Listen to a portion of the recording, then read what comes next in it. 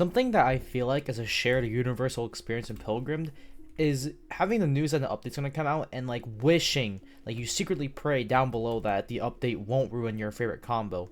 Like like back then, I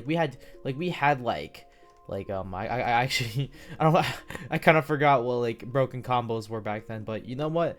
Classic one, Haunted Scythe Ritual Crescent. I mean, it's mostly still the same, if not a little bit better due to, Red Agla and some other new metas, but maybe there have been some combos in the past that might have gotten nerfed. I don't know. The game's been around for a while, and my memory of the past is slowly getting removed and lobotomized from my brain. But one combo that I'm definitely going to miss when the update comes out is, it's a classic, like really classic one. Really one of the only like combos in the game that you can recognize off of just by the gem. And that is the my main one. People, what they know me for. They don't know me for my content. They only know me for the Prime brand. Literally, it's on the wiki. Prime brand and these main weapon. And today, I'm just gonna be since it's like a Thursday, and the update's probably gonna come a couple weeks, so I might as well just try to knock some content out while I'm just like trying to. But just so you know, I'm only staying up this late. It's like 12 on a school night because I forgot to check on my clothes and I'm washing them. Just because I thought they were tomorrow. And also I have like a couple tests tomorrow because it's the day before like break. But anyways, so I went back to Ultra OG days. So I'm using what would be considered the best build for the Prime brand back then. Just to let you know, with pre-nerf Combo Glove, and I think pre-nerf Mysterious Charm, and pre-nerf Insignia Gem and Prime Brand, this build really fell from grace. We get like around like, hold on, let me test my damage. So we get around like 200 DPS with full Bloodthirst and combo. Back then, you used to get 300 DPS. Like I genuinely don't understand. Damn, didn't know builds were that good back then. So we're gonna be fighting some of what I considered were my hardest bosses back then. Wow, I just talk about stuff. But man, dude, I'm low key, like, it don't sound like it because I'm tired, but I'm so excited for Raindrops, because Raindrops is going to like change the game forever.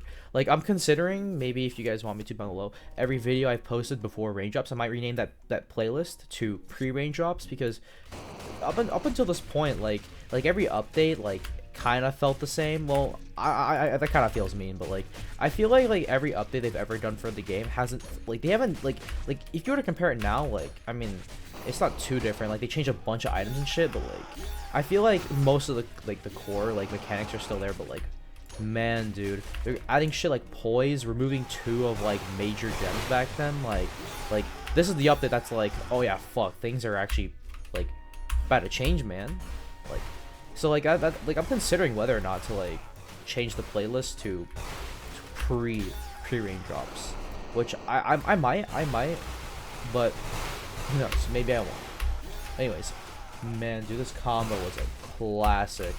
I mean, I think I still use this to this day because it's my favorite weapon of mine. But I use it on a more updated build, Prism Crown with Night Talisman.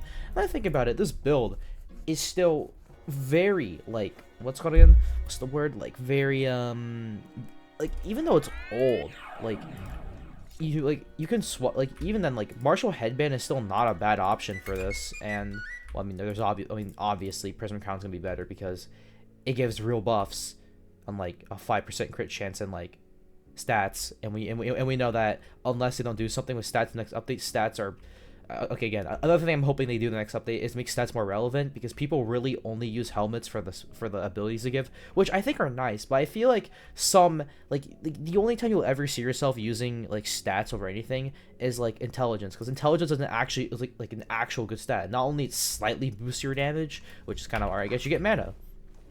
I guess same with dexterity. What I'm trying to say here is that strength is fucking garbage. Like, all it does is increase damage. Like I feel like a decent rework to strength is that like it could increase like the swing speed of like heavier weapons, but like I feel like it would cause like a more like meta shift again, because the whole point of the rework of the Bloodthirst skill is to make like heavy weapons feel like heavy weapons, which I hope that heavy weapons won't be absolutely gutted next update. I mean, I know that's too much to ask for, but and we're getting techniques and all, but man, like it's so hard for heavy weapons to compete with lighter weapons because they can get more hits and don't leave you open, and they're also like easier to use.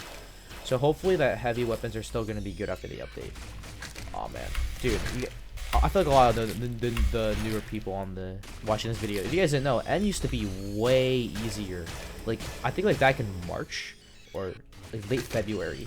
Probably check my Mondo Challenge all video, which is probably one of my most favorites, one of my most popular videos on my channel. But basically, this boss used to be so much easier. Like on the first, like I'm pretty sure, like did he? No, he never did. Like he did like the basically I think his second phase he never did, or first second phase he never did a triple neck snap in a row.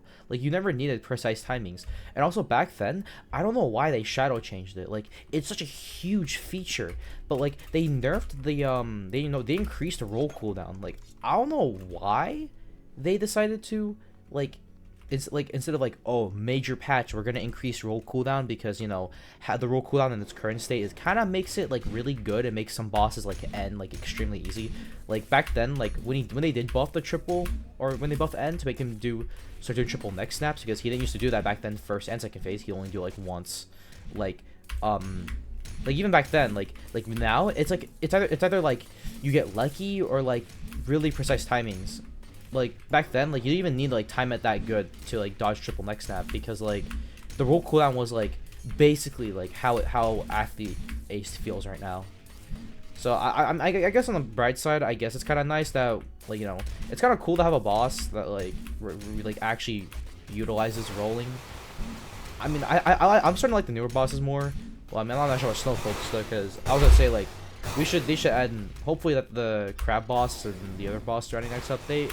Especially that Dean Bag boss, is gonna be like a both roll and parry oriented boss, because like I think rolling is such like an underused mechanic in this game right now. Well, I know it isn't, because like used all the time, but like, I feel like it should be used a lot more in the core gameplay of a bunch of the bosses in the game currently, because kind of lacking. I'm not even gonna lie.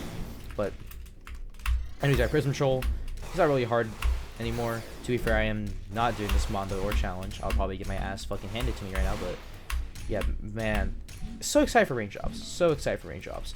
Can't believe I turned this video into just me yapping about raindrops again. I don't know. I started to run things to talk about the base game because sorry, I'm milking it for its worth. But anyways, those were some of the hardest spots that I considered back then. I'm not gonna be doing Creepy Crab because I'd rather go eat a turkey and jump off a cliff than ever fight that shitty ass boss.